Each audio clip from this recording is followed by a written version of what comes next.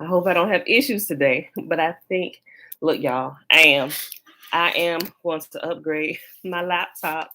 Uh, well, shoot, because I'm going out of town and I don't want it to arrive while we're not here. So I think it's gonna be when we get back from our trip. So this issue that we might have today again with my laptop going out because um left it unplugged last night instead of plugging it in because it's at the point now where if I unplug it from the wall charger, it dies automatically. I tell you, I be trying to juice all the life out of my stuff before I upgrade. But I was just like, I talked to my husband that I think I'm gonna go ahead and have it. Because you should have been got one. I was like, yeah, you know, trying to be frugal and stuff, not just trying to spend money needlessly. But I think I'm gonna do this time when I upgrade this. I'm gonna go ahead and get me and I think it'll help too. But it's for business, but I can use it for some personal stuff. I think I might get me an iPad Mini too because I thought about it. Yes, These are not pins. These are still sticky. just leave them alone. Josh, that cast iron, leave it alone. I'll take care of it. Um, so like when I pull up stuff, like, oh, what was that? I can have that. Be like, well, let me pull it up real quick. So I'm gonna do that. All right, y'all. I'm running my mouth. Mom, shalom, shalom. Tony J on top, bro. Welcome. Auntie Belinda Brown, shalom. Obedient to Yah, shalom, shalom. Eddie Torres. Eddie, bruh, every time you come to my video, you asking something about being circumcised, right? Trina, I know I've been talking a while now, but I just didn't want to do it. I didn't want to spend the money for it because I'm gonna get another MacBook. I use the other ones for business. I use this too, but this Apple has become my favorite brand of product for doing stuff. Is just I don't know. Eddie, bruh, go back to them last two videos when you asked the questions about being circumcised. Eddie said, "Why circumcised weenies?"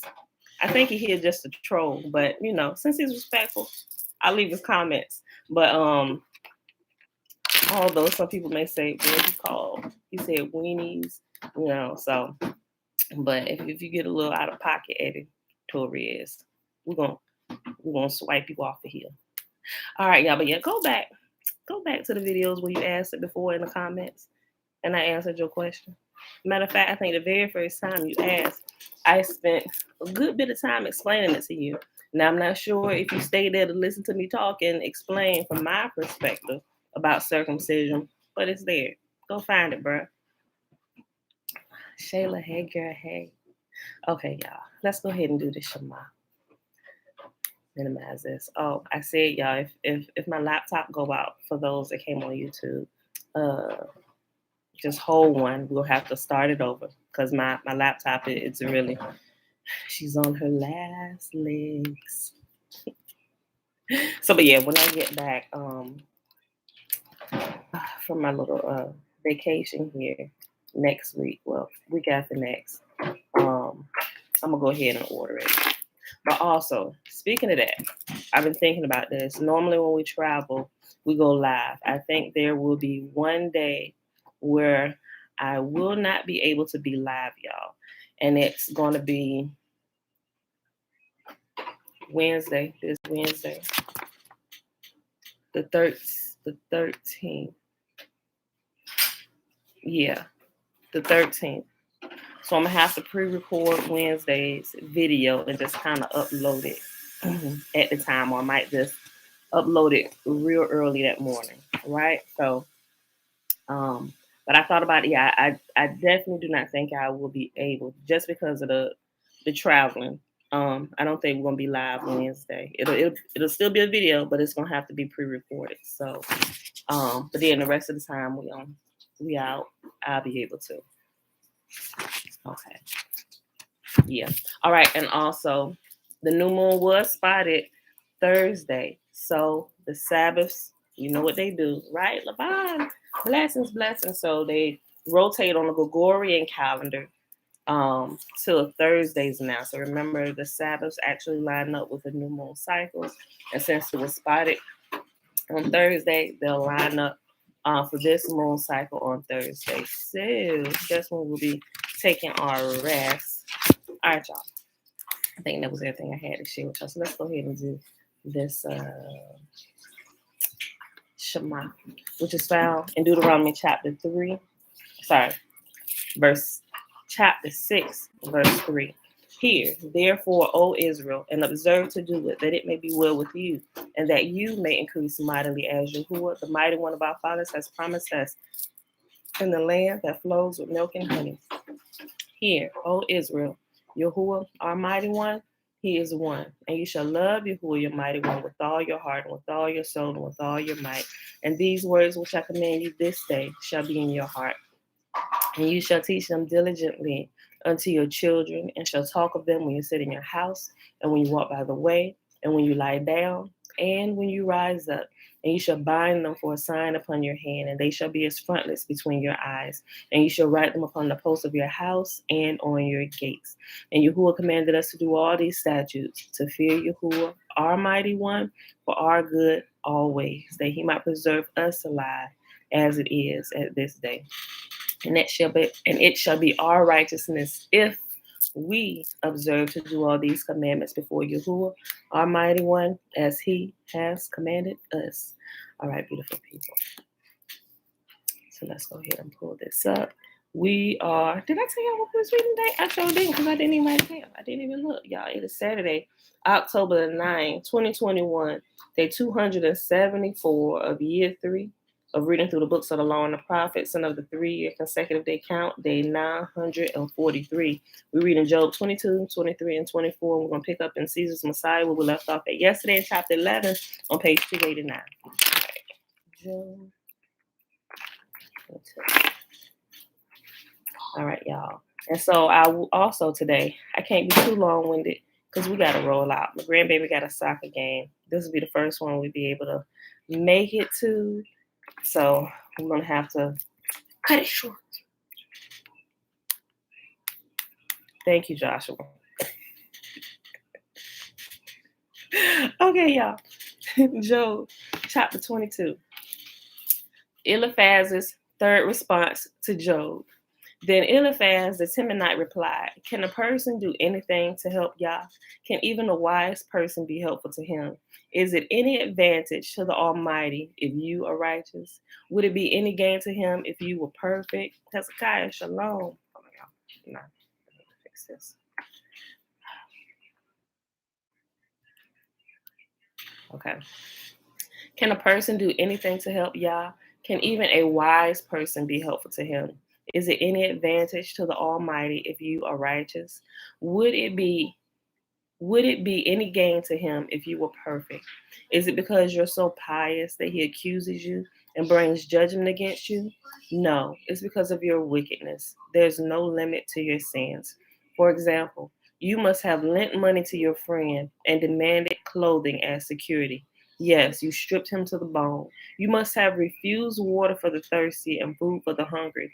You probably think the land belongs to the powerful and only the privileged have a right to it. You must have sent widows away empty-handed and crushed the hopes of orphans. That is why you are surrounded by traps and tremble from sudden fears. That is why you cannot see in the darkness and waves of water cover you. Yahuwah is so great, higher than the heavens, higher than the farthest stars. But you reply, that's why God can't see what I'm doing. How can he judge through the thick darkness? For thick clouds swirl about him, and he cannot see us. He is way up there, walking on the vault of heaven. Will you continue on the old paths where evil people have walked? They were snatched away in the prime of life. The foundations of their lives washed away. For they said to Yah, leave us alone. What can the Almighty do to us? Yet he was the one who filled their homes with good things. So I will have nothing to do with that kind of thinking. The righteous will be happy to see the wicked destroyed, and the innocent will laugh in contempt. They will say, see how our enemies have been destroyed. The last of them have been consumed in the fire. Submit to Yahuwah, and you will have peace. Then things will go well for you. Listen to his instructions and store them in your heart. If you return to the Almighty, you will be restored. So clean up your life. If you give up your lust for money and throw your precious gold into the river, the Almighty himself will be your treasure. He will be your precious silver. Then you will take delight in the Almighty and look up to Yah. You will pray to him, and he will hear you, and you will fulfill your vows to him. You will succeed in whatever you choose to do, and light will shine on the road ahead of you. If people are in trouble and you say, help them, Yahuwah will save them. Even sinners will be rescued. They will be rescued because your hands are pure. Next chapter, Job chapter 23. Job's eighth speech, a response to Eliphaz. Then Job spoke again. My complaint today is still a bitter one, and I try hard not to groan aloud. If only I knew where to find Yah, I would go to his court. I would lay out my case and present my arguments. Then I would listen to his reply and understand what he says to me. Would he use his great power to argue with me? No, he would give me a fair hearing. Honest people can reason with him, so I would be forever acquitted by my judge. I go east, but he is not there. I go west, but I cannot find him. I did not see him in the north, for he is hidden. I look to the south, but he is concealed. But he knows where I'm going. And when he tests me, I will come out as pure as gold. For I have stayed on Yahuwah's path and have followed his ways and not turned aside. I have not departed from his commands, but have treasured his words more than my daily food. But once he has made his decision, who can change his mind? Whatever he wants to do, he does. So will he do to me whatever he has planned. He controls my destiny. No wonder I am so terrified in his presence. When I think of it, terror grips me. Yahuwah has made me sick at heart. The Almighty has terrified me. Darkness is all around me. Thick, impenetrable darkness is everywhere. Last chapter for the day, y'all. Job chapter 24. Job asks why the wicked are not punished. Why doesn't the Almighty bring the wicked to judgment? Why must the godly wait for him in vain? Evil people steal land by moving the boundary markers. They steal livestock and put them in their own pastures. They take the orphan's donkey and demand the widow's ox as security for a loan.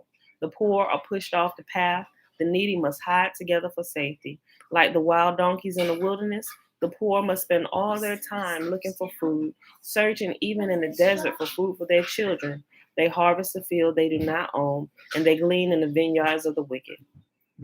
All night they lie naked in the cold, without clothing or covering. They are soaked by mountain showers, and they huddle against the rocks for want of a home. The wicked snatch a widow's child from her breast, taking the baby as security for a loan. The poor must go about naked without any clothing. They harvest food for others while they themselves are starving. They press out olive oil without being allowed to taste it, and they tread in the wilderness as they suffer from thirst. The groans of the dying rise from the city, and the wounded cry for help. Yet Yahuwah ignores their Yet Yahuwah ignores their moaning. Wicked people rebel against the light. They refuse to acknowledge its ways or stay in its path. The murderer rises in the early dawn to kill the poor and the needy, and at night he is a thief. The adulterer waits for the twilight, saying, no one will see me then. He hides his face so no one will know him. Thieves break into houses at night and sleep in the daytime. They are not acquitted with the light. They are not acquainted with the light. The black night is their morning. They ally themselves with the terrors of the darkness, but they disappear like foam down on a river. Everything they own is cursed, and they are afraid to enter their own vineyards. The grave consumes sinners just as drought and heat consume snow. Their own mothers will forget them. Maggots will find them sweet to eat. No one will remember them. Wicked people are broken like a tree in a storm. They cheat the woman who has no son to help her. They refuse to help the needy widow. Yahuwah, in his power, drags away the rich. They may rise high, but they have no assurance of life. They may be allowed to live in security, but Yahuwah is always watching them. And though they are great now, in a moment they will be gone like all the others. cut off like heads of grain. Can anyone claim otherwise? Who can prove me wrong? And that, my Forbidden. that is our reading for today. That was Job 22, 23, and 24. So let's pop on over here to Caesar's Messiah. Yeah, I still be wanting to say Legends of the Jews. Hop down, I gotta get the book out of there. All right. Uncle Nathaniel. Tara just text the games are canceled because of the rain. Wow. I mean, not yay, but we was kind of excited to go to his. Well, it's not his first soccer game. It's the first soccer game that we had a chance to make it to. But well, I guess next weekend. No, we won't be here next weekend. So probably the weekend after that. So in 2 weeks we'll get to go. If their soccer season is not over, I don't know how long the soccer season is. What if the soccer game's out there at Illinois? Then we'll go see it. Then we might. I don't know. All right, y'all. Chapter 11. Yesaf. How do I? Yesaf. I want to pronounce your name right. Shalom. Jerry, shalom. Okay, y'all. Caesar's Messiah, chapter 11. And we paused on page 280. Oh, I wrote that wrong. 288, right? But I said I was going to go back. I want to go back a paragraph, right? Because we're talking about the Decius Mundus, I think that's right. Yeah, the puzzle of Decius Mundus, and it's talking about the different parallels with the different things, right? Okay, so let me go back, just like to the half-page mark. Hold on. Let me go back here. Okay, guys, chill. I'm gonna go back to page 286 where it talks about the perspective of the Flavian, the perspective of the Flavian, so it can kind of just flow right in what we cut out. Hey, shush. Okay. On page 286, the second to the last paragraph. From the perspective of the Flavians, Jesus' self-sacrifice is much like a devotio. The religion that Jesus established with his death certainly helped to neutralize the militaristic Messianic Judaism that the Flavians fought against. In fact, to the Flavians, where the Decius Mundus sacrifice had only helped save a Roman legion, Jesus' sacrifice can be said to have helped to save the whole world, the whole Roman world, or mundus, right? An interesting historical point to this line of thought is that while Jesus is certainly meant to be understood as the Messiah whom Daniel predicted would be cut off, the real meaning behind Jesus' self-sacrifice may lie not in Judaism, but has been universally believed, but in a rite of Roman religion as a spoof of the devotio. Whether this conjecture regarding the heroic meaning of the name Decius Mundus is correct, it is the case that Decius, the name of Rome's most famous self-sacrifice, is the name of the hero of the tale that directly follows the testimonium, Josephus' description of history's most famous self-sacrifice.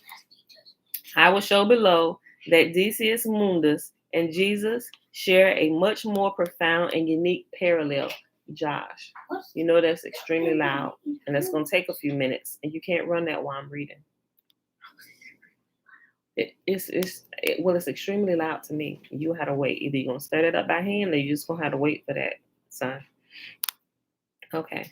The clearest clue Josephus provides to inform us that we are dealing with a puzzle is both the story of Decius and Paulina. Remember Paulina, the one who was tricked by the dude who said he was a god, the whole little thing, and she finally slept with him. Okay, her. That's her, Paulina.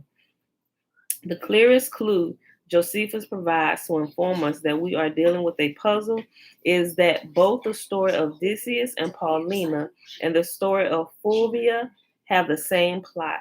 As I have shown, Parallels within the New Testament and Wars of the Jews are significant.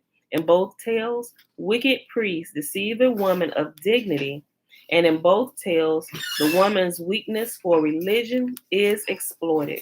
Further, not only do both stories have the same plot, but they also contain a number of elements that are interchangeable. Yes. How much did it go? Hey, quit asking. You can't ask me that while we're online because it's a surprise, okay? Because you're saying words that's going to give away the surprise to somebody who might be watching. All right, wait. Ask me those questions when I'm not rolling live, y'all. Okay. Further, not only do both stories have the same plot, but they also contain a number of elements that are interchangeable. Both of these deceived women of dignity amazingly have husbands named Saturnius. Both these husbands named Saturnius just happen to know the Emperor Tiberius, to whom each husband goes to complain about what has been done to his... Let me read it again. Gosh, y'all whispering too loud. Both these husbands, named Saturnius, just happen to know the Emperor Tiberius, to whom each husband goes to complain about what has been done to his wife. In both tales, among other punishments, Tiberius then banishes one or more of the perpetrators. Josephus also provided other statements that help the reader recognize that the two stories are to be understood as parallel and therefore interchangeable. First, he reverses the order in which he states that he will describe them. Quote, about the same time, also another sad calamity put the Jews into disorder, and certain shameful practices happened about the temple of Isis that was at Rome. I will now first take notice of the wicked attempt about the temple of Isis, and will then give an account of Jewish affairs. End quote. Further, at the beginning of the third story, Josephus claims to be returning to an episode about the Jews at Rome, as he had formerly stated. Quote, I now return to the relation of what happened about this time to the Jews at Rome, as I formerly told you I would. End quote. However, it was the shameful practices at the temple of Isis that Josephus previously claimed to have occurred at Rome, not the episode regarding the Jews. Josephus does not mention where the sad calamity that put the Jews into disorder occurred. He last mentioned that the Jews in a story regarding their persecuting by Pontius Pilate in Judea. Josephus appears to be treating the two stories as they are interchangeable. In doing so, he continues the strange logic that exists between them, since their only significant differences are in the names of some of the elements in them. And this is where we paused at yesterday. So starting right here is where the reading picks up today. It is also notable that Paulina began to come to the sense of growth. It is also noted that Paulina began to come to the sense of the grossness of what she had done and rent her garments. Remember, she was strict and she slept with a dude. She went and talked to her husband, and her husband agreed. Yeah, go ahead. It's God. Go ahead and sleep with him. You know. And they was probably thinking we might get a little bit of clout in the coming days. My wife was bedded down by a God. It is also notable that Paulina began to come to the sense of the grossness of what she had done and rent her garments. The rending of garments is a well-known Jewish expression of grief, and is actually required by Jewish religious law in some instances. In the Gospel of Mark, for example, when the high priest who questions Jesus hears him refer to himself as the Son of Man, he rends his garments. He does this because in the Sanhedrin, it states that a judge who has not heard blasphemous words must do so. The Talmud recounts 10 sad incidents for which Jews are instructed to rend their garments. Josephus also records numerous occasions in his histories where Jews rend their garments as an expression of grief. Therefore, why would Paulina, a member of the cult of Isis, be the one to rend her garments and not Fulva, the Jew, when she has the same experience. There's another clue, a parallel that links the testimonium to the tale of Decius Mundus. It is one of the most significant parallels I will present to the reader in this work. The testimonium describes Jesus' resurrection, stating that he appeared to them alive again on the third day. Decius Mundus also appears to Paulina on the third day. There is, of course, a difference.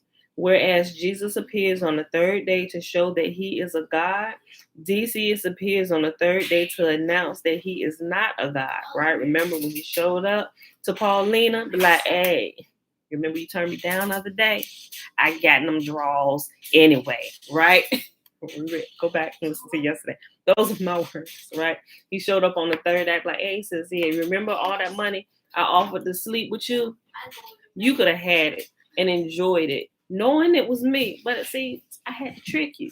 And all that money that you could have had in your pocket, you and your husband could have went and shared. Now I done gave it to those whom I put up to deceive you, to show you that I was a God and I truly was not. I'm still that man that came to you the other day, right? See, all this money could have been yours, but now since you denied me, but I got you anyway, the money went to them. Phew. There's another clue, a parallel that links the testimonium to the tale of Decius Mundus. It is one of the most significant parallels I will present to the reader in this work. The testimonium describes Jesus' resurrection, stating that he appeared to them alive again on the third day. Decius Mundus also appears to Paulina on the third day. There is, of course, a difference. Whereas Jesus appeared on the third day to show that he is a God, Decius appears on the third day to announce that he is not a God. It is implausible. Hey, guys, y'all. It is implausible that something as unusual as two third-day divinity declarations would wind up next to one another by chance. The testimonium contains the only non-New Testament first century description of the life of Jesus. The probability that a mirror opposite of Jesus' resurrection, a singular event in literature, would occur by chance in the paragraph following its only historical documentation is, I believe, too low for consideration. In fact, in all of literature, these are the only two stories I am aware of that describe anyone coming on a third day to proclaim that he is or is not a God. The only rational explanation is that this mirror opposite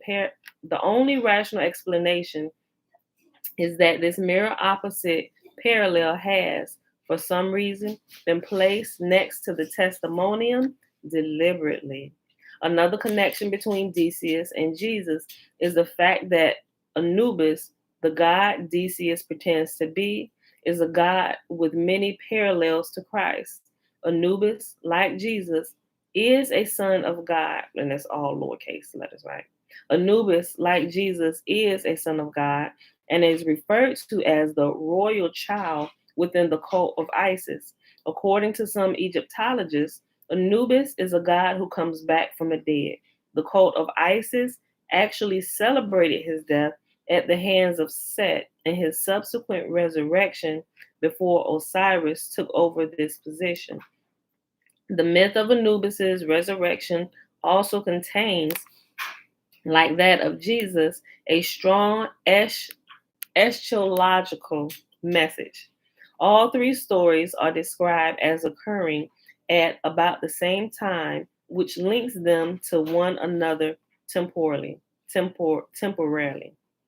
While it is hardly unusual for events to be said to occur at about the same time, Josephus links the Fulvius story to the testimonium in another. Hold on. I read it too slow. While it is hardly unusual for events to be said to occur at about the same time, Josephus links the Fulvius story to the testimonium in another, more unique way.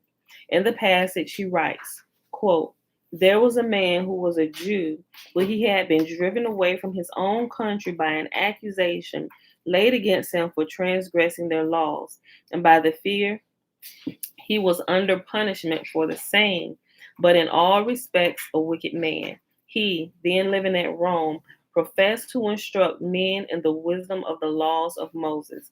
End quote. There is a known individual who was a Jew and had been driven away from his own country and had had accusations laid against him for transgressing the laws of the Jews. He was also under fear of punishment for these transgressions and was known to have lived at Rome and professed to instruct men in his understanding of the law of Moses. The character is, of course, the Apostle Paul. Quote, but when the 7 days were nearly over, the Jews from the province of Asia, having seen Paul in the temple, set about rousing the fury of all the people against him. They laid hands on him, crying out, Men of Israel, help, help. This is the man who goes everywhere preaching to everybody against the Jewish people and the law in this place. The excitement spread through the whole city, and the people rushed in, and gates were immediately closed. But while they were trying to kill Paul, word was taken up to the tribune and battalion that all Jerusalem was in a ferment. He instantly sent for a few soldiers and their officers and came down among the people with all speed. At the sight of the tribune and the troops, they ceased beating Paul. When Paul was going up the steps, he had to be carried by the soldiers because of the violence of the mob. I could not discover that he had done anything for which he deserved to die, but as he has himself appealed to the emperor, I have decided to send him to Rome. End quote. And that's reference 156. Let me see what it's located. That is Acts. Oh, okay. So he put together a few different passages. Acts 21 and 27 through 28, verses 30 through 32, and verse 35, and Acts 25 and 25. Okay. And the wicked man in the Fulvia story can be seen as a lampoon of Paul seems to be difficult to dispute. Reference 157. Josephus links the Fulvia story to the testimonium in yet another way. Quote, these men persuaded Fulvia, a woman of great dignity and one that had embraced the Jewish religion, to send purple and gold to the temple at Jerusalem. End quote. Purple was the royal color in the first century. Sending purple to the temple at Jerusalem suggests that the rules of the wicked priests used to fool Fulvia somehow involves a king or a person of royal rank among the Jews. Perhaps one who is religious as well as secular.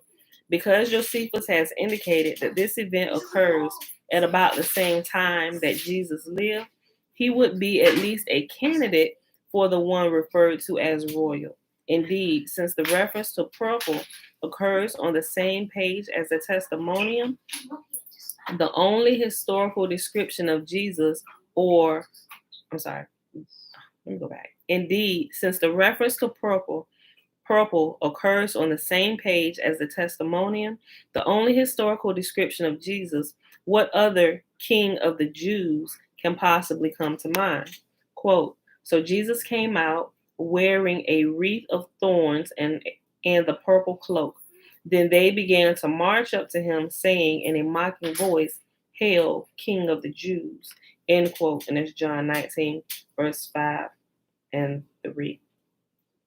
I don't know why those verses are backwards. All right. Or it could, I don't know. What? Yeah, I don't know why that seems like it looks backwards. John 19, 5, and it has comma 3. All right. All the clues above work together to suggest that some relationship exists among all three stories. For example, the testimonium seems to relate to the Decius story because they share third-day divinity declarations. Likewise, the Fulvia story must be related to the Decius story because they share the same plot, the same name of both husbands, etc. The parallels and interchangeable elements within these three stories show that the author has deliberately established some relationship among them that is not apparent on the surface, some problem the reader must attempt to solve. In other words, the three stories are a puzzle. Once the three stories are seen as a puzzle, the solution becomes obvious. Josephus actually has Decius Mundus state the solution to the puzzle within the lampoon. Quote, value not the business of names, end quote. Decius did not value the business of names and took the name of Anubis. To solve the puzzle of Decius, the reader need only to do the same. To solve the puzzle, the reader must simply switch the names of the characters and religions that Josephus has identified as parallel, so that while the stories will be the same, the names of the characters will be different. This technique is used throughout the New Testament and Wars of the Jews. The name of a character in one story is given to a character in another parallel tale.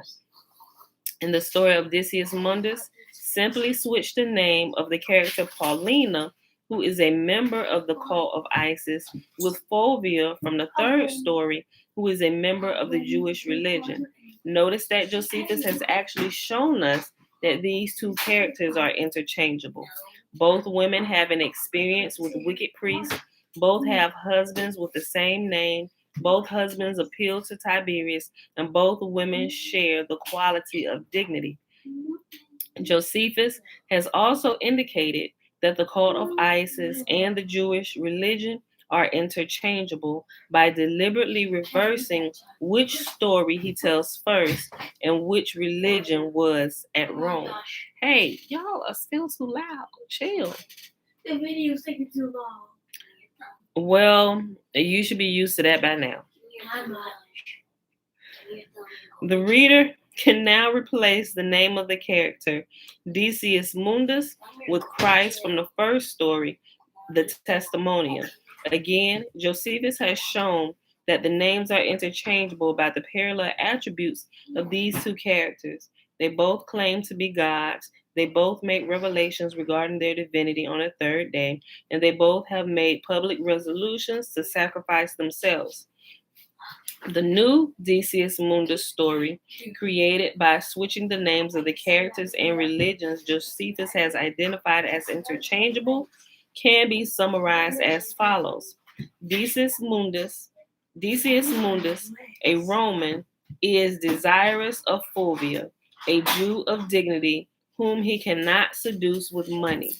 Learning that her wickedness is her religion, he pays wicked priests to convince her that he is the Christ so that he can screw her. On the third day, he reappears to tell her he is not really the Messiah, but received pleasure by pretending to be a god. The Jews are then banished and their temple destroyed. While this new story is still a satire, it is one whose meaning can easily be grasped. The translation that I offer is as follows. Rome desires Judea, but cannot tempt it with the wealth because of the staunch religious convictions of its people. Therefore, a Roman fools the Jewish zealots into believing that he is the Christ. He pays the wicked priests to help him carry out the plot. The authors of Christianity enjoy the experience of pretending to be the Messiah. The unnamed Jew in the final tale, who professed to instruct men in the wisdom of the laws of Moses, is identified as Paul in the parallel description in Acts 21 and 25 given above. Josephus also assists the reader with this identification by beginning the parallel stories with descriptions of the genders of Paulina and the Jew at Rome. Once the reader knows that the stories are designed to have interchangeable elements, it is not difficult to see that by switching their genders, Paulina can become Paul, which completely clarifies the identity of the Jew at Rome. The story created by solving the puzzle reveals how Caesar fooled the Jews into calling him Lord without their knowing it by simply switching his name to Jesus, the great secret of Christianity. Oh, that might be our title for today, The Great Secret of Christianity. Everybody want to hear a secret, don't they?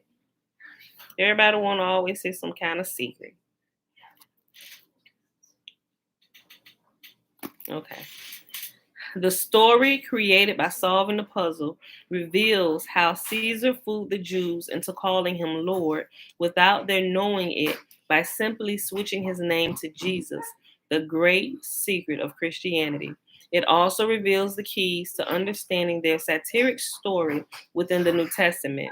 A character may take on another name. Stories that share parallels can be combined to create another story, and an unnamed character in one passage will have the same name as a character in a parallel passage.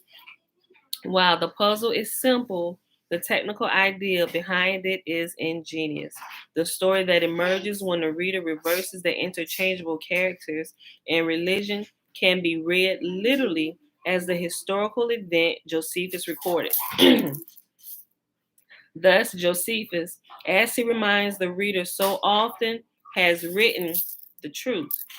We talked about this, I think, 2 videos ago, towards the end of the video, right? Because they didn't want people in history, as they begin to find out and put together and solve this puzzle, they didn't want to be looked at as liars, right?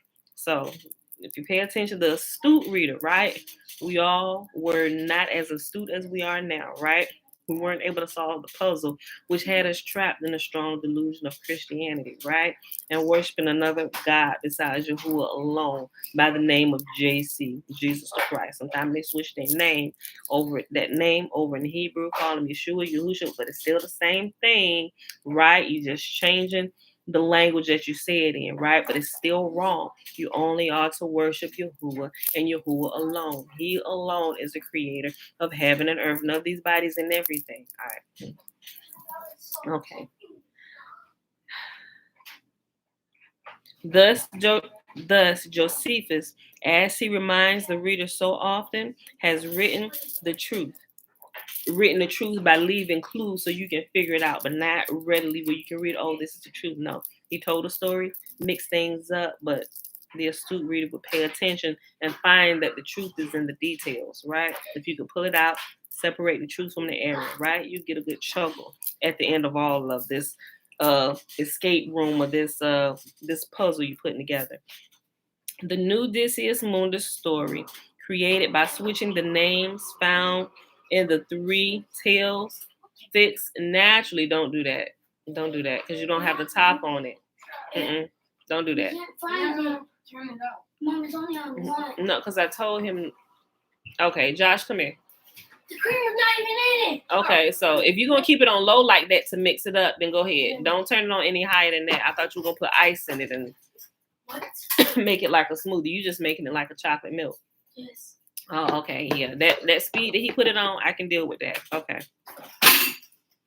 The new Decius Mundus story, created by switching the names found in the 3 tales, fits naturally into the history Josephus is relating.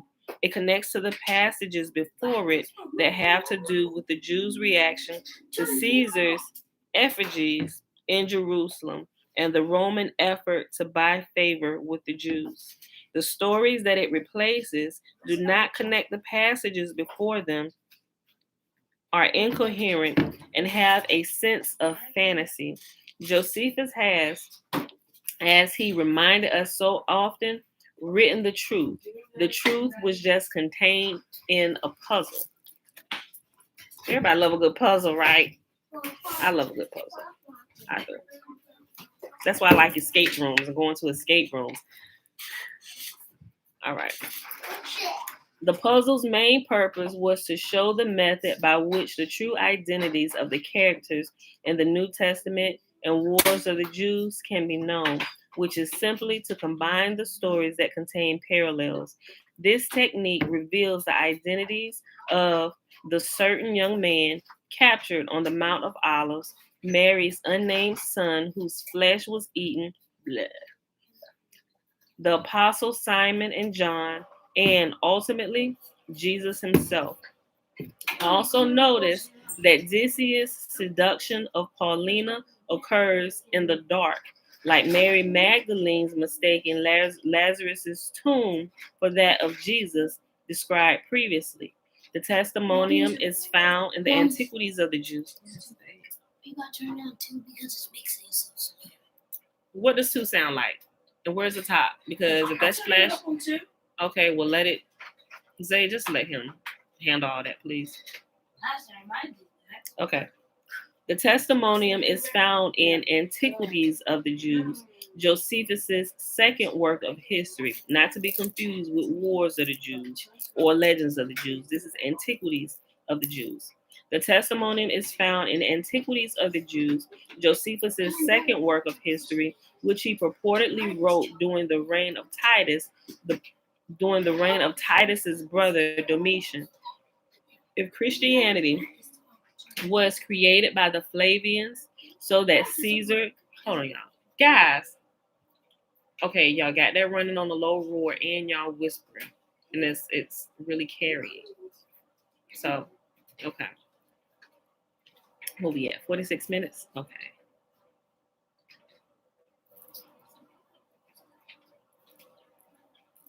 Yeah, you right, Yasef, about that. He said New Testament is Jewish mysticism. All right. Let me just start this paragraph over. The testimonium is found in Antiquities of the Jews, Josephus' second work of history, which he purportedly wrote during the reign of Titus's brother Domitian. If Christianity was created by the Flavians so that Caesar could secretly become the Messiah, then Domitian could have seen himself as Jesus once he became emperor following Titus's death. Domitian's obsession with his divinity was well known. He demanded, for example, to be addressed by members of the Roman Senate as Master and God. Thus, Domitian, while overseeing the production of Antiquities of the Jews, may have been the bias for the character Decius Mundus. This conjecture is supported by an interesting parallel between episodes in the life of Domitian and the tale of Decius Mundus. The Flavians overthrew Vitellius, the last of the Judo-Claudian emperors, with a battle that took place in Rome in 69 CE. During the battle, Domitian became trapped behind enemy lines. To escape, he donned a mask of Anubis exactly as Decius Mundus does and pretended to be a priest of Isis. Also of interest is the passage from the Decius Mundus story regarding the character named Ide, quote, as well as I, who was the occasion of their perdition, end quote. The ancient Roman calendar celebrated the Ides of the month on the 15th of March, May, July, and October. In the other months, the Ides occur on the 13th. Nisan, which actually overlaps March and April, is usually translated as April. Josephus dates the Passover to the 14th of Nisan. Lord, moon, get so much mouth. Quote, as now the war abroad ceased for a while, the sedition within was revived. And on the feast of unleavened bread, which was now come, it being the 14th day of the month, Xanthicus, or Nisan, when it is believed the Jews were first freed from the Egyptians. End quote. And it's reference 158. I suggest that the phrase, the occasion of their perdition, is wordplay referring to the eyes of Nisan. Okay, listen.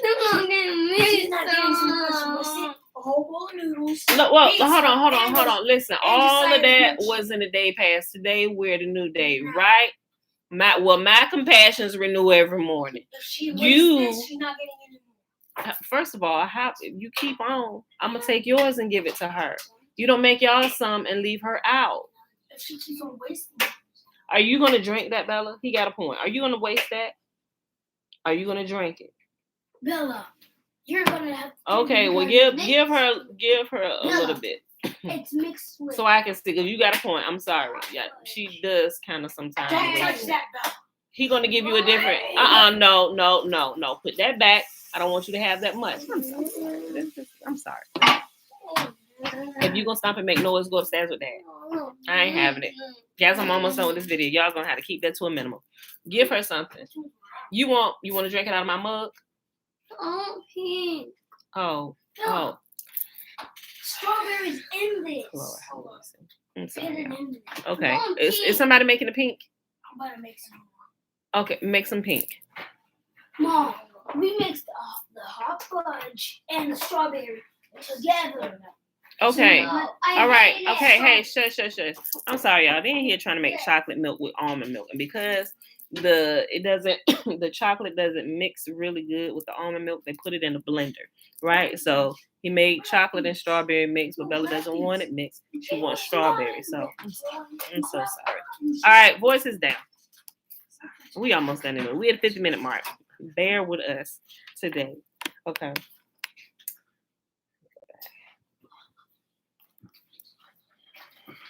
Let me go back up here. I suggest that the phrase, the occasion of their perdition, is wordplay referring to the Ides of Nisan, the date of Jesus' crucifixion as recorded in the Gospel of John, which is the Gospel Josephus uses to link dates from his history to the crucifixion, the date of the perdition. In any event, my interpretation of the three stories resolves many long-standing questions about how they relate to one another. This theory resolves all the many elements within the three stories that have struck scholars mysterious. Further, this interpretation resolves the long-standing debate over how the three stories relate to the passages that are immediately before and after them. The first sentence in the story of Decius Mundus states that another sad calamity threw the Jews into disorder. Disorder, in Greek, Rubio, also appeared in the first two passages in the chapter, which immediately precede the testimonium. By starting with a reference to another disorder, the story of Decius Mundus seems to ignore the testimonium. This fact has led some scholars to suspect that the testimonium was therefore inserted into antiquities by later Christian redactors.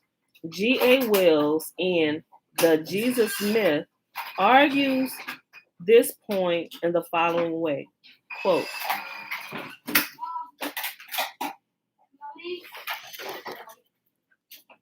the word disorder connects this introduction of 4, the tale of Decius Mundus, with the uproars specified in 1st and 2nd Thessalonians 3. Thus, hold on. It said, that's wrong. That's not Thessalonians. It could be Thessalonians, but there should be THES. It says THUS. So let me just assume that that's Thessalonians. Okay, hold on. The word disorder connects this introduction of 4, the tale of Decius Mundus, with the uproar specified in 1st and 2nd, thus, chapter 3. The passage about Jesus occurs in a context. Hold on. I think I read it wrong. Okay, I did that wrong. I read that wrong. That's not what it was. Okay. There's a separation here. 3,000 minutes. It's thus not 2 days. It was not a book. Okay. Let me read it again. Quote. Let me see. G.A. Wells in The Jesus Myth argues this point in the following way. The word disorder connects this introduction of 4, the tale of Decius Mundus, with uproars specified in 1 and 2. Thus, number 3, the passage about Jesus occurs in a context which deals with the uproar, bringing danger or misfortune to the Jews. You know what? How about I stop everything down here and send everybody upstairs and y'all can finish when I'm done? Mom, Stop asking me questions when I'm live. I need to tell you something. That doesn't matter, right? Mom, look. Yes. I can end it first. Do we need to have this same conversation every I morning? want to end it first. Yeah, you can end it. What's your question? What? Can it wait? Where did you put my new charger on? It should have been with your laptop. And when you're not using it, you should put it in your laptop bag. I don't know where it is. Because you didn't put it where it's supposed to be when you're not using it. That's why you can't find it. I get my laptop on the table every single day. Okay. Thank you for letting us know that. Okay. That 4 follows immediately after 2 is obvious from the opening words of 4, another calamity. There is no possible reference to 3. End quote. Wells' argument is only one of the various ways in which scholars have tried to explain the strange positioning of the testimonium. In this case, Wells suggests 2 reasons for suspecting that the testimonium was inserted by later Christian redactors between the Odysseus story and the preceding passage regarding Pilate.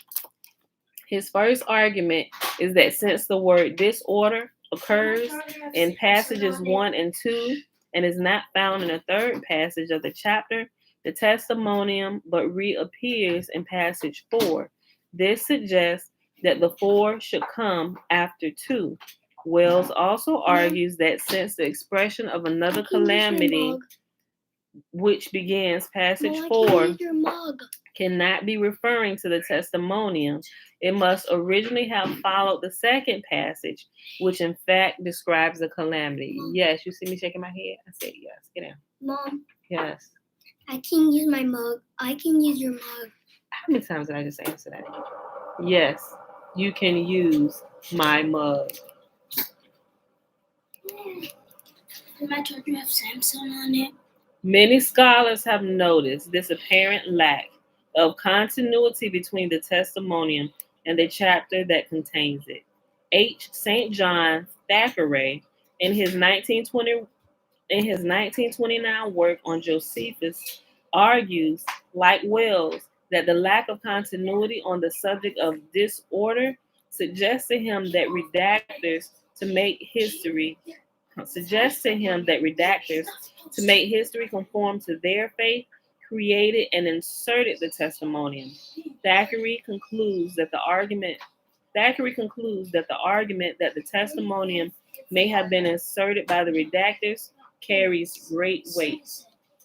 Scholars like Thackeray and Wells have mistakenly seen a lack of continuity between the testimonium and the 2 stories that follow it and the rest of Josephus's history, simply because they have failed to recognize that the 3 stories could only have been created in direct relationship to one another and are not independent tales. To argue that the testimonium was inserted into Jewish antiquities by later Christian redactors who placed it by chance between the stories about Pilate's disorders and the tale of Odysseus Mundus is illogical. This is because such an argument is based solely upon the perceived gap in continuity on the subject of disorders and ignores the continuity created by the parallel third day appearances of Jesus and Odysseus. Since riots were common in the works of Josephus and third day declarations regarding divinity are unique in literature, this parallel is clearly more important. It connects the testimonium to the story of Odysseus in a far stronger manner than the lack of the word disorder in the testimonium suggests a disconnect. Therefore, all 3 stories must have been created together. This small chain, who has the time? Like, clearly, he had the time. The time to sit and study and put all these pieces of the puzzle together. Now, mind you, this work, all of this study, everything that's in here, this wasn't just like a couple year thing. And this is like his studying and combination of going all this through all these things. So I want to say it was like 20 years of him learning and breaking this thing down and separating truth from error and finding the puzzle pieces and putting them together. And the other books that he realized, wait a minute, this is a part of this story. This was a 20-year work, right? And he is very detailed. Okay. This really should be like a whole course. If people going to school for theology, right, at least get the right theology, knowing that you're going to teach a lot of people, right? At least you should know the truth. So that way, should be halfway by the time you get through, your conscience should alert you like, hey, we shouldn't go in here fooling people, right? Because we know the truth. But sometimes money just spurs people on in the wrong direction, right? But this in itself should be a whole course. If there's going to be a course for theology, to fool the masses and bring them into a strong delusion, there should also be a class that they teach in colleges that actually gives you the truth side of the theology that's being taught and pushed and perpetrated throughout the entire world, right? They taking this gospel to the ends of the earth, right? Look, hold on. I just thought about something when I said this, what they say in the New Testament. They said, and I know I'm just kind of sum it up. The gospel must be preached to the four ends of the earth, or all the ends of the earth, and then the end shall come. Or it possibly could be said, after this teaching, theology, or gospel has been perpetrated throughout all the earth to all four corners of it, then the truth will come to wake people up that they have been deluded all this time, right? Like it's just being trapped in a strong delusion is a bunch of busy work to keep you off the path of really being productive here in the earth, right? All right, don't even start it. Hold on, where was I at? Let me see. I want to stop right there.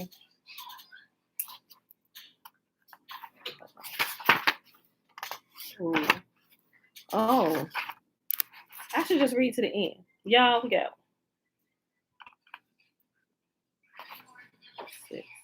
6.5 pages. I know that's not 6.5 pages, but I probably could be done reading in like 10 minutes. Let's just read to the end of the chapter. Okay, we're gonna read to the end of the chapter. Okay. But if you gotta go and you gotta work, or you just tired of listening to me, go ahead and go. Just go ahead and go. Okay. Therefore, all three stories must have been created together. This small chain of logic has far-reaching consequences because it also demonstrates a purpose for their joint creation.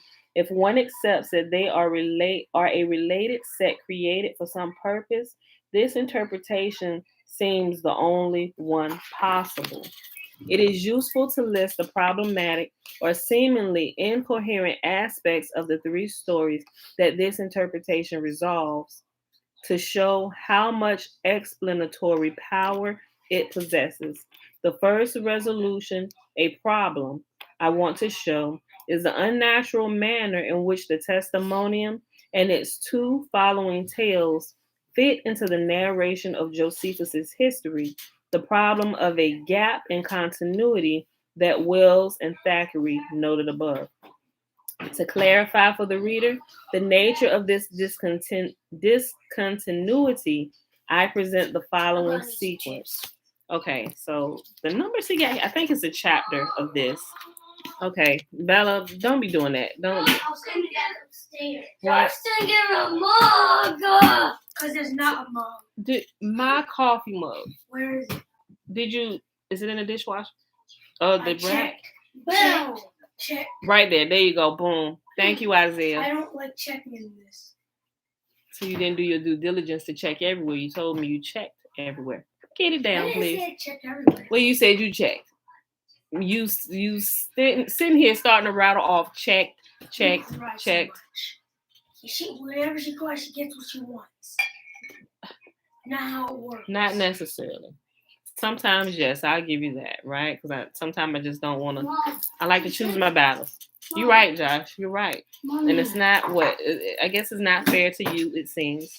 It's not fair to the boys because I'm trying to get to the end of this chapter. Can we have this conversation in a few? It's not fair to the boys. I'll sit and I'll listen to your gripes about this. Just let me finish this, and we'll make some adjustments. Can I get Nintendo? No, we're not talking about Nintendo Switch. Get down. That's not what we're gonna discuss. Come on. Sorry, y'all. Okay, listen, I gotta finish this. Come on. I gotta finish this. Come on, gotta finish this. We might not make it to the end of the chapter if they keep interrupting me, y'all. All right. Okay, so he gives a following list. To clarify for the reader the nature of this discontinuity, I present the following sequence. At 1835, Pilate arrives in Judea to abolish Jewish laws. In 1855 through 59, bless you, Pilate introduces imperial images in the temple, causing a tumult. In 18 verses 60 through 62, don't do that. Pilate tries to rebuild an aqueduct, causing another tumult. Chapter 18, verses 63 through 64, the testimonium appears. In chapter 18, verses 65 through 80, the Decius Mundus story appears. In chapter 18, verses 81 through 84, the Fulvia story appears. In chapter 18, verses 85 through 87, Pilate has a confrontation with the Samaritans. In 18, I think, this may not be chapter and verses. This may be volume and chapters. 1888 through 89, Pilate is removed as a procurator.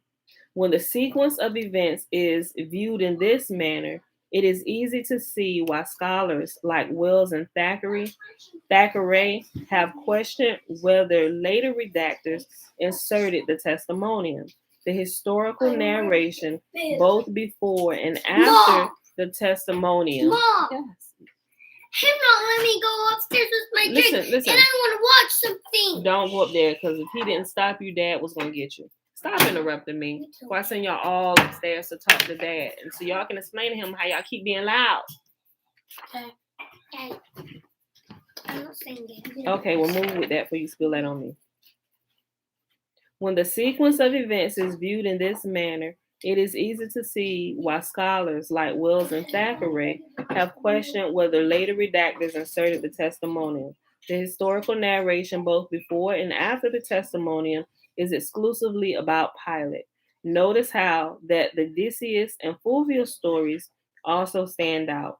None of the stories in this set discusses Roman activity in Judea, the theme of the surrounding passages. The interpretation of the puzzle I present resolves this lack of continuity in Josephus's narration. Further, the satire revealed by the solution fits perfectly into the flow of the narration. This interpretation also resolves the apparently inappropriate opening words of the Decius story, another calamity. As mentioned above, many scholars have believed that this phrase could not possibly relate to the testimonium in Jesus. However, within the context of my explanation, the positioning of the phrase makes perfect, though ironic, sense. The Romans invented Christianity for the express purpose of bringing a calamity on the Jews and throwing them into disorder. Readers will recall how in the Son of Mary passage, Mary uses the word calamity to describe the effect that her son, becoming a byword to the world, will have upon the Jews. Bella, I'm about to send you upstairs. Put it back. Well, pull a slice out of there. Go. Let her pull a slice out of there. Quote. Give me 1 second, Bella. I'm about to send you upstairs with your dad. Get a slice and stop whining.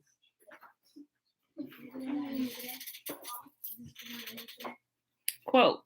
Come on, be thou my food, and be thou a fury to those seditious varlets, and a byword to the world, which is all that is now wanting to complete. Josh, don't say nothing else to her. Which is all that is now wanting to complete the calamities of us Jews. End quote. The three passages that make up the puzzle. I'm gonna push the both of you in a minute. I really am. Don't put it in there. Put it in the recycle bin, Josh. Paper plate. Put my dish back. Get a paper plate. Right there. Right there. Guys, I'm so sorry. Today's junk. Go ahead, pull it out of there, please. I really don't want. Let me see. We'll be at. We're an hour and 9 minutes, but it's Saturday though. That's why I keep thinking it's Saturday. Yes, that's right, Jay. I just saw your comment. As you said, Yahuwah gives us the test with the New Testament to see what we believe in. I truly believe that today. Well, why would Yahuwah create the New Testament? Because he gives you right there. There's good and evil. There's right. There's wrong. There's truth. There's error. You have to be able to decipher. There has to be one, and there has to be the other. You can't have one without the other, because then how would you really know? Right? There is rain just like there's sunshine. There's man. There's woman. Right? There's boy. There's girl. Right? There's light, there's darkness. There's always two contrasting things, two things that contrast one another, so you can understand and know the difference, right? If we can see that with everything else in life, why aren't we using that same logic to keep us on the path of truth and not being pulled into a strong delusion, right? So I completely love what they said. Yahuwah gives us the New Testament. It really should be named the New Test, to see if you will be able to recognize the errors and the things that you shouldn't be doing. But people have taken the New Testament, which is really a test, to keep them to see, okay, what we learned in the Old Testament, which is wrongly named, right? I think it's a misnomer. It shouldn't be called the Old Testament, right? Because there's nothing old about it. It's it's evergreen, right? At least the portion that haven't been tampered with, right? So if you understand what Yahuwah said, then you get over here as, oh, you can eat my flesh and drink my blood. But Yahuwah said, right, and it starts this confusion or these contradictions when it shouldn't be that way at all, right? If you were understanding and you know that he's the ultimate authority, okay, you said this, y'all said this. If we still stump, who's the authority? Who should we be listening to? Yahuwah and Yahuwah alone, right? So that's why, you know what, JC, we just gonna put aside what you said, because we don't want no smoke with him, right? So, okay, I'm gonna go about my way then, right? I'm gonna go on this way, keeping to the laws of y'all. You gonna teach whatever you want to teach over there. And now, jury, y'all might want to check into some of the things he's saying, because it looked like he's leading y'all up the river without a paddle, right? Okay, listen. Readers will recall how in the Son of Mary passage, Mary uses the word calamity to describe the effect that her son, becoming a byword to the world, will have upon the Jews. Quote, "Come on, be thou my food, and be thou a fury to these seditious varlets, and a byword to the world, which is all that is now wanting to complete the calamities of us Jews." End quote. The three passages that make up the puzzle are related to the two passages that precede the testimonium in another way. The first two passages of the the first two passages of the short 5-passage chapter satirically state the reasons that the Flavians invented Christianity, as well as the fact that by inventing the religion, the Romans were, in effect, taking over the Sakari movement. Below are these two passages. Quote, 1. But now Pilate, the procurator of Judea, removed the army from Caesarea to Jerusalem to take their winter quarters there in order to abolish the Jewish laws. So he introduced Caesar's effigies, which were upon the ensigns, and brought them into the city, whereas our law forbids us to make to the very making of images. On account of the former procurators were wont to make their enemy into the city with such ensigns as had not those ornaments. Pilate was also the first who brought those images to Jerusalem and set them up there, which was done without the knowing of the people, because it was done in the nighttime. But as soon as they knew it, they came in. But as soon as they knew it, they came in multitudes to Caesarea and interceded with Pilate many days that he would remove the images, And when he would not grant their request, because it would tend to the injury of Caesar, while yet they persevered in their request, on the sixth day he ordered his soldiers to have their weapons privately while he came and sat upon his judgment seat, which seat was so prepared in the open place of the city that it concealed the army that lay ready to oppress them.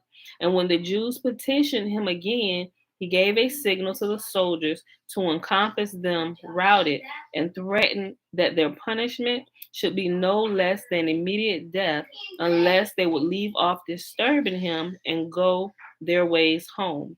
But they threw themselves upon the ground and laid their necks bare and said they would take their death very willingly rather than the wisdom of their laws should be transgressed, upon which Pilate was deeply affected with a firm resolution to keep their laws inviolable, and presently commanded the images to be carried back from Jerusalem to Caesarea. Number two, but Pilate undertook to bring a current of water to Jerusalem and did it with the sacred money and derived the origin of the stream from the distance of 200 furlongs. However, the Jews were not pleased with what had been done about this water, and many 10,000s of people got together and made a clamor against him and insisted that he should leave off that design. Some of them also used reproaches and abused the man as crowds of such people usually do. So he habited a great number of his soldiers in their habit, who carried daggers under their garments, and sent them to a place where they might surround them. So he bid the Jews himself go away, but they boldly began casting reproaches upon him, and he gave the soldiers that signal which had been beforehand agreed on, who laid upon them much greater blows than Pilate had commanded them, and equally punished those that were tumultuous and those that were not, nor did they spare them in the least. And since the people were unarmed, they were caught by men prepared for what they were about.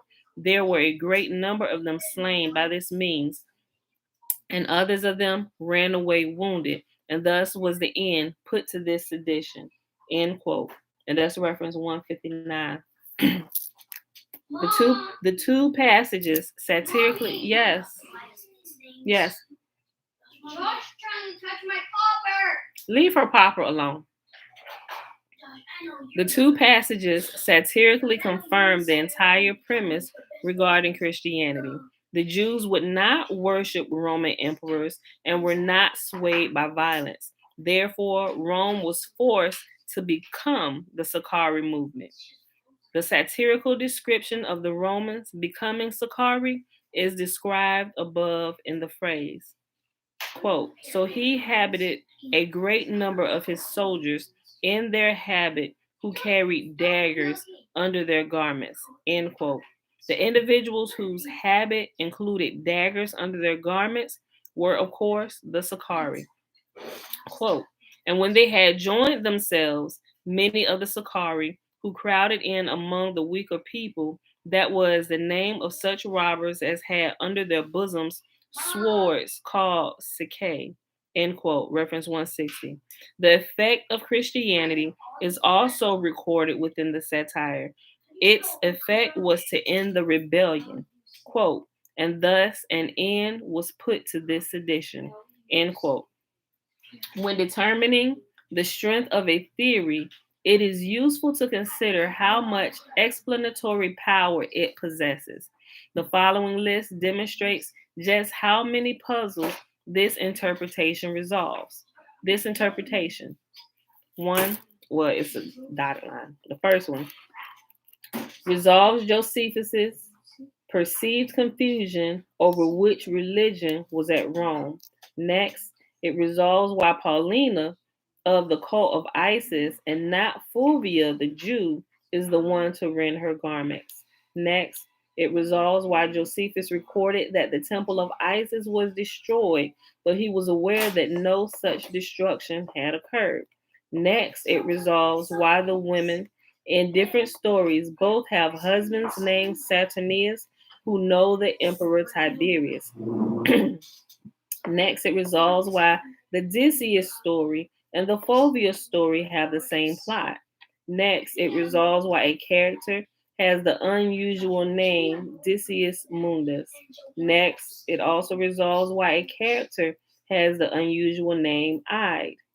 Next, it resolves the parallel use in the testimonium and the Decius story of the expression received with pleasure. Next, Bella, quit calling me. Quit touching her things. It resolves.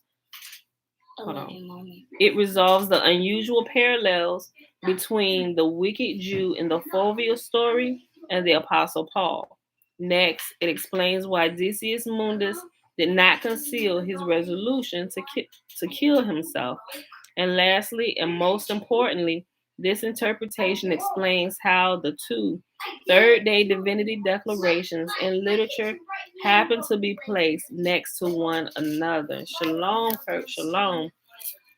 There is yet another parallel in the Decius Mundus tale and the testimonium, a parallel only apparent when one reads the passage in the original Greek. Okay, we're about at the end. We got 1.5 pages left, y'all.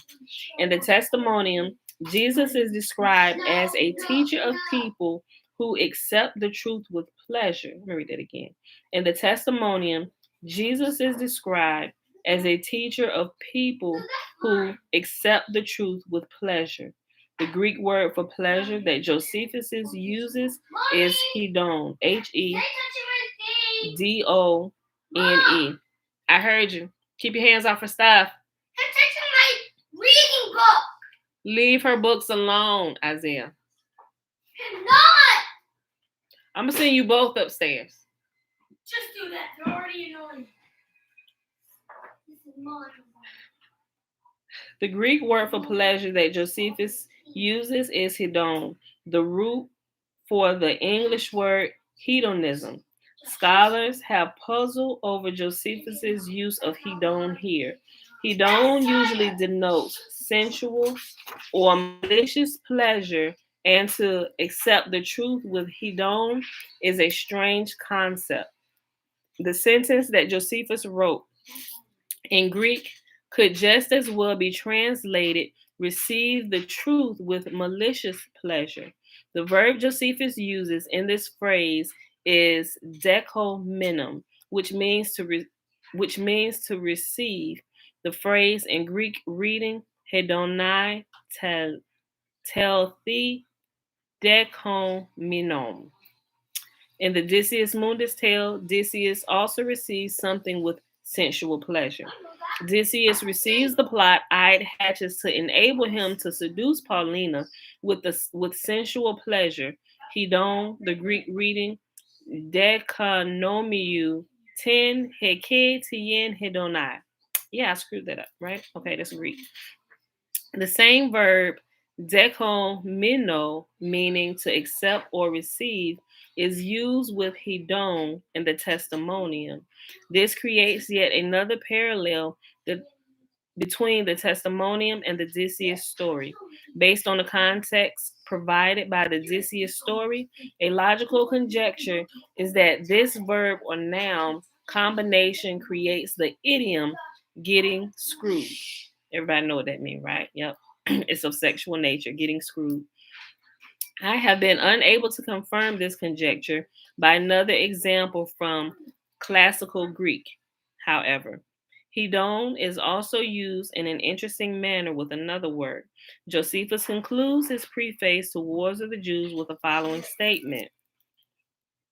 And that's all in another language, right? That looks like it looks like Latin, maybe. I don't know. Maybe not, but I'm not going to read that. Oh man, I could. It would sound funny. I'd just be screwing it up, right? Maybe I should read it.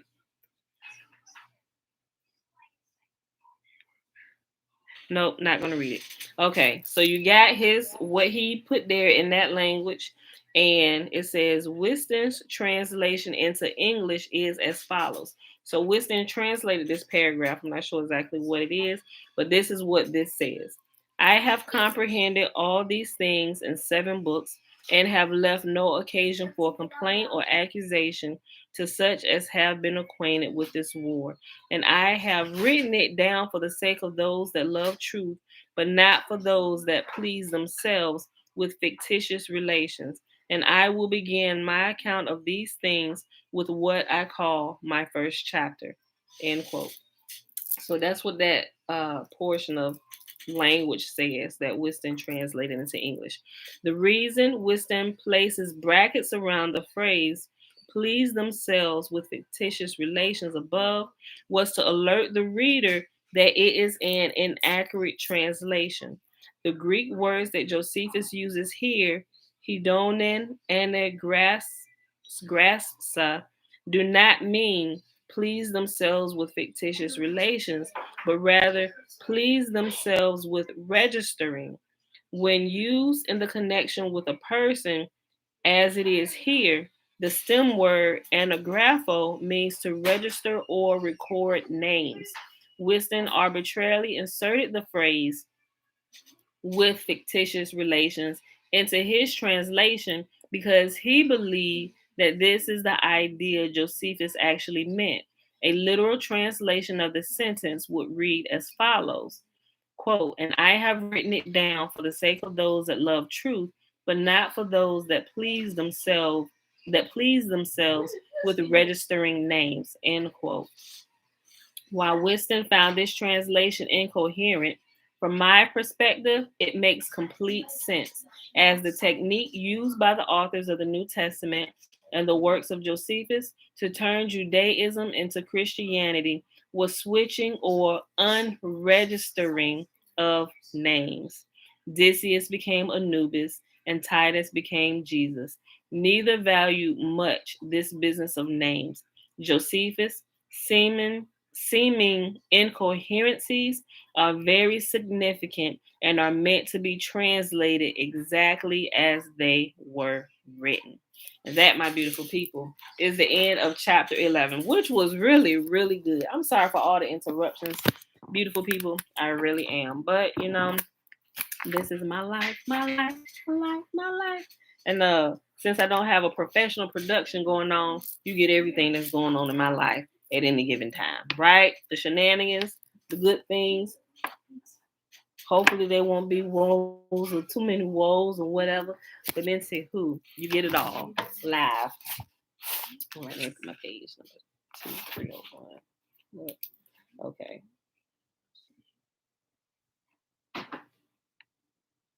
All right, beautiful people. So that was, like I said, Caesar's Messiah, the rest of chapter 11.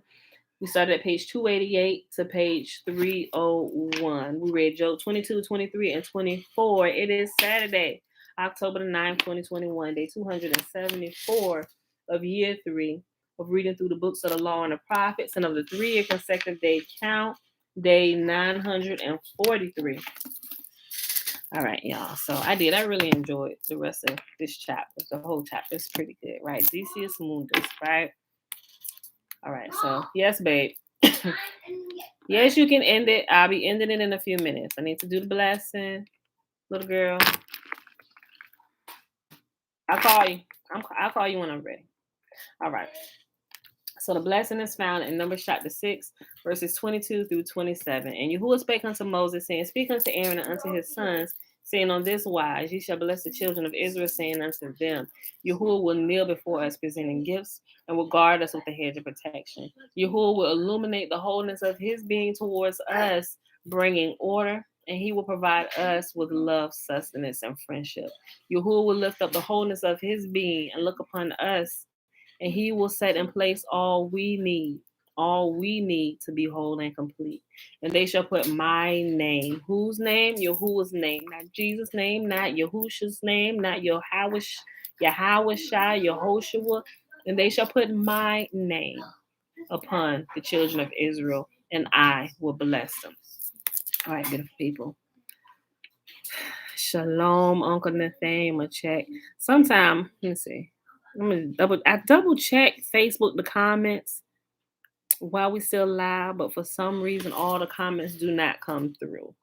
But once everything is over, I go, I'm like, when did they make that comment? It pops in after video. I don't know why. I don't know why. So if y'all say something, ask me a question on Facebook, guys, I'm not ignoring y'all. It's not popping in on my end. And I go and I scroll through. Okay. All right. So let me see. Double check. I don't think I missed anything unless somebody just asked a question or something.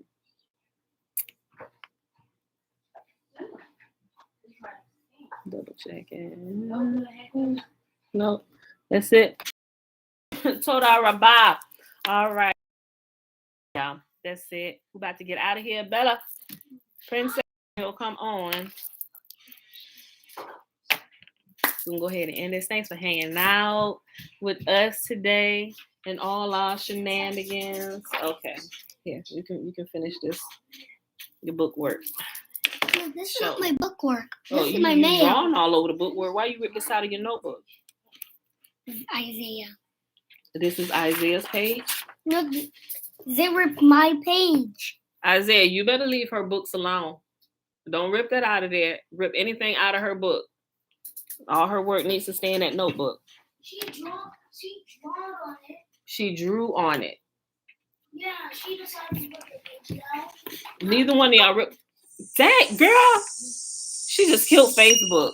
She said, "Look, you doing too much talking. Hold on, wait. Go ahead, do that." All right, y'all. Yep. Well, you didn't look. Sorry, Facebook. All right, y'all. I love y'all. I'll see y'all tomorrow. Wait, 7:30 a.m. Eastern Standard Time. Bruce. I got it. You got it. Mom.